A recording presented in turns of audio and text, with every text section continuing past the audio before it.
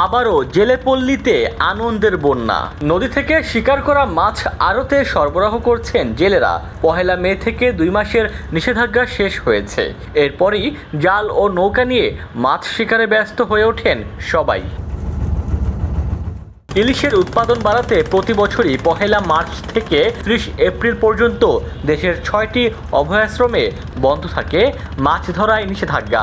এ সময় নদীতে টহল জোরদার করে কোস্টগার্ড। তবুও অনেকে আর্থিক সংকটে পড়ে জীবিকার তাগিদে নামে নদীতে।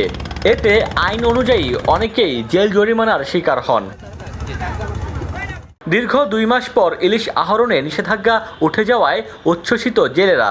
সরকারি খাদ্য ফুরিয়ে যাওয়ায় অনেকে ঋণের টাকায় দিন যাপন করেছেন, অনেকে আবার পাননি কোনো ধরনের সহায়তা। তবে নদীতে কাঙ্ক্ষিত মাছ পেলে 2 মাসের ক্ষতি পুষে যাবে বলে আশা জেলেদের। ডেস্ক রিপোর্ট, দৈনিক ডেস্টিনি।